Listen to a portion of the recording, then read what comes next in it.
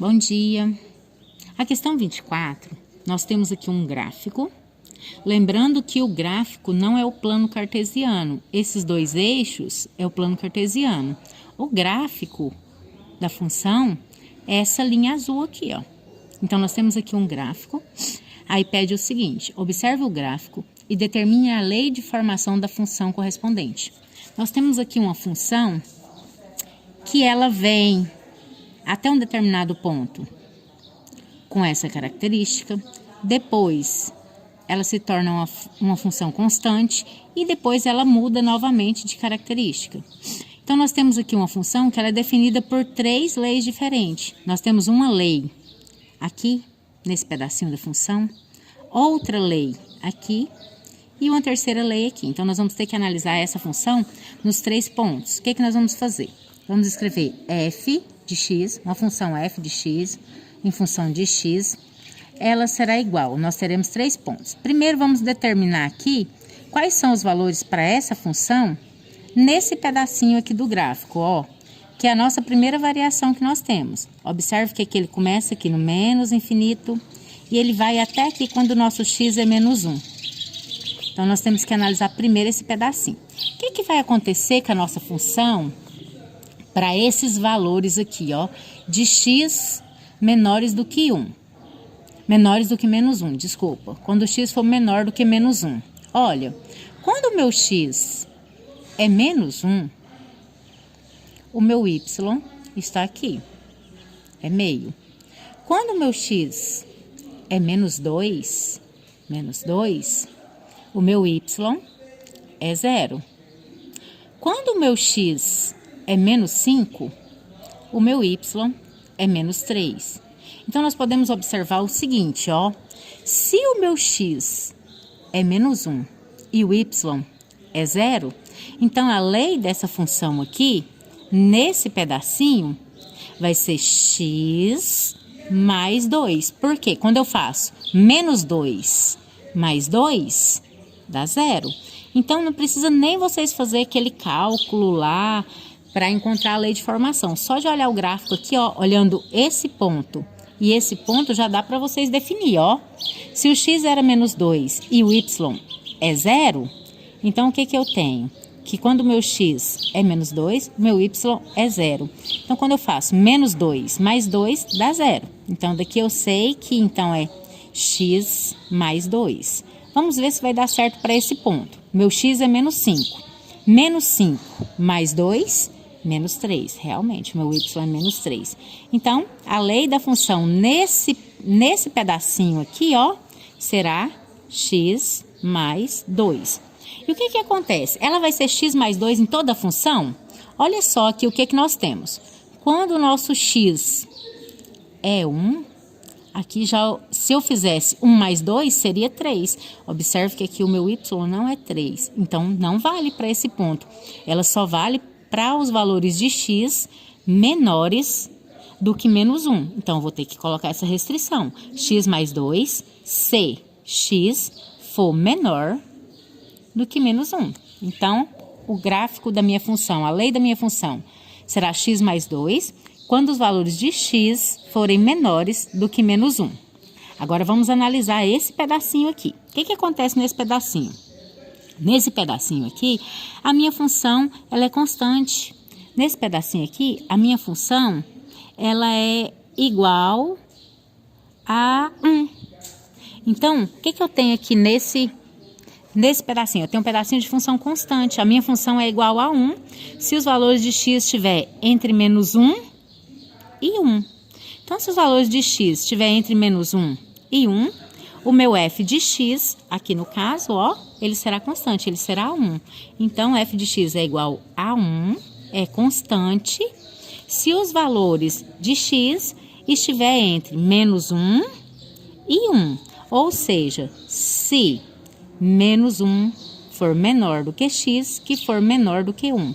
Se os valores de x estiverem entre menos 1 e 1. Então, eu tenho que a minha função é constante nesse pedacinho.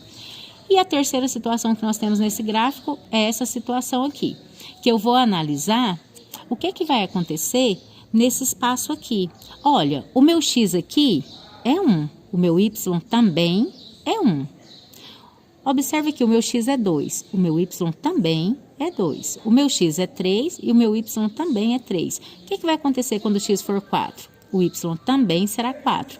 Então, o que eu tenho aqui? Tenho que o meu f de x é igual a x se os valores de x se x for maior ou igual a 1. Porque quando o x é 1, o y também é 1. Então, a partir do x igual a 1, eu tenho que os valores de x é igual a x. x1, y1. x2, y2. x3, y3. E assim por diante. Então, a lei de formação dessa função, desse gráfico, ela vai ter esse comportamento. Ela vai ser x mais 2. Quando os valores de x forem menores do que 1, ela vai ser igual a 1, constante. Quando os valores de x estiver entre menos 1 e 1, e ela vai ser igual a x quando os valores de x forem maiores ou iguais a 1. A partir do x igual a 1, a nossa função agora, f de x, é igual a x. Quando x é 1, o y é 1. X é 2, y é 2. x3, y3 e assim por diante. Nós temos aqui a situação seguinte. Temos um gráfico. Nesse plano cartesiano, nós temos representado aqui, ó, o tempo em função do espaço. O espaço em função do tempo.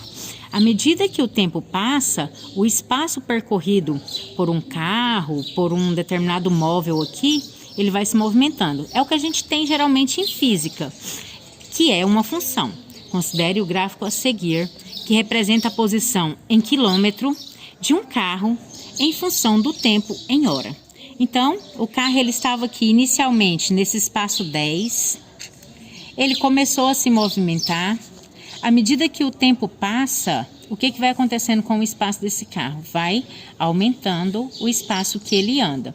Quanto mais tempo ele caminhar, maior será o espaço que ele terá andado.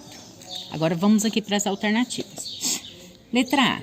Qual é a função horária do movimento correspondente ao gráfico? Voltando aqui no nosso gráfico, nós temos aqui, o que é a função horária? É o espaço em função do tempo. Esse carro, esse veículo, ele começou a se movimentar aqui quando o nosso tempo era 0, esse veículo já estava aqui na posição 10. Então, essa função horária do movimento dele aqui, ela tem esse 10 aqui, quando o nosso tempo inicial era 0, ele já estava aqui nessa posição 10. Então, nós temos aqui, ó, que o espaço em função do tempo será 10, que é a posição que ele já estava, mais... Observe que quando ele andou uma unidade de tempo, o carro já estava aqui no 90. Esse 90 é o espaço. Só que eu vou ter que descontar esses 10, que ele já saiu dessa posição 10. 90 menos 10, então ele andou esse aqui, ó, 80.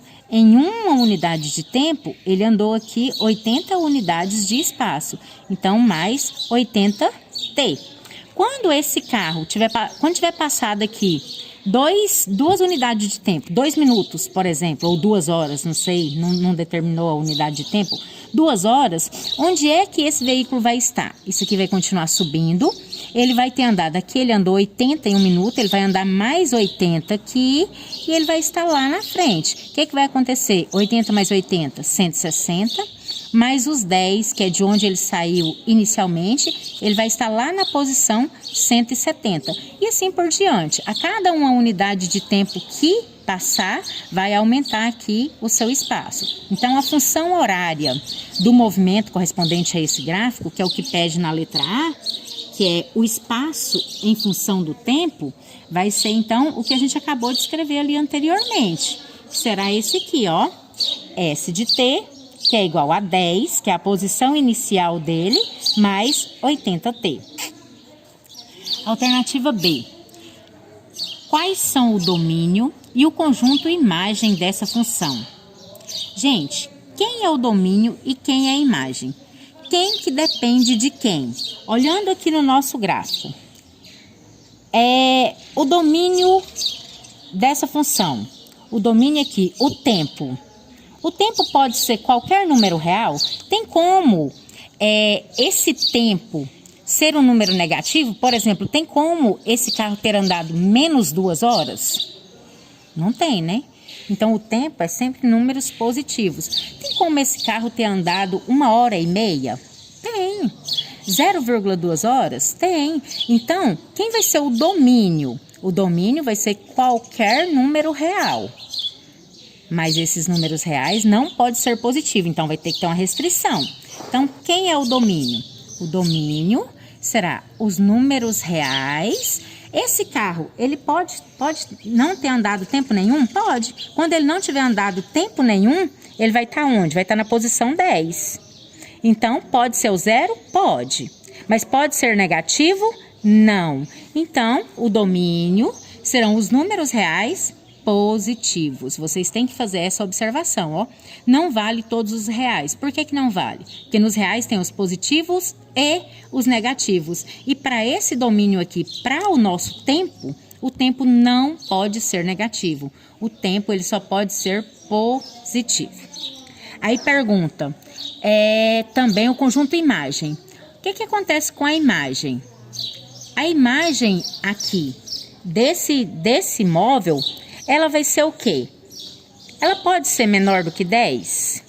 A imagem é o espaço. Na verdade, o veículo, o móvel, a pessoa, seja o que for, ele estava onde? Ele saiu de onde? Ele saiu do 10. Então, essa imagem, ela vai ser os valores maiores que 10. Então, a imagem aqui, ela está definida para um intervalo que seja maior do que 10. Então, ela é um intervalo que vai começar no 10, fechado no 10. Por que fechado no 10? Porque pode ser o 10, vai começar no 10 e vai até o infinito. Vai até o infinito positivo. Como é infinito, eu vou colocar o espaço aberto, que sempre terá mais um. Então, o meu domínio são todos os reais positivos e a minha imagem é o intervalo que começa aqui no 10 e vai até o infinito.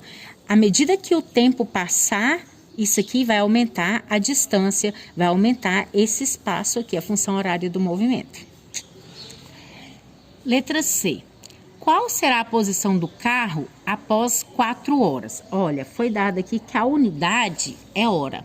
Então, pergunta, qual será a posição do carro após 4 horas?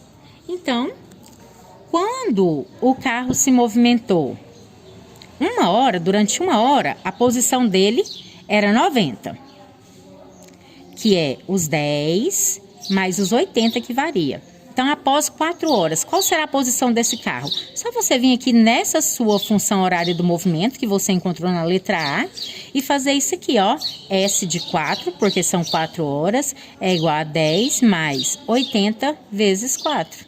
S de 4, o espaço do carro na posição, lá quando o tempo decorrido for 4 horas, será 10 mais 8 vezes 4, 32, mais 320. Esse espaço desse veículo aí, desse carro, quando o tempo for 4, será 10 mais 320, 330 quilômetros. Então, após 4 horas, esse veículo, esse carro, terá percorrido 330 quilômetros. Alternativa D. Após quanto tempo o carro estará na posição 250 quilômetros? Agora, nessa letra D, nós já temos o contrário. Olha, eu sei que a função horária do movimento que eu encontrei lá na letra A é 10 mais 80t. Agora, eu tenho a posição. A posição é 250 quilômetros. Então, esse S de t é a posição. 250 é igual a 10 mais 80t. O que eu quero encontrar nessa letra D é o tempo. Então, quando você resolve essa equação aqui que a gente montou, você vai encontrar o seu tempo. Vai ficar com vocês para resolver essa equação e encontrar qual vai ser o tempo que esse carro vai ter andado para percorrer esses 250 quilômetros.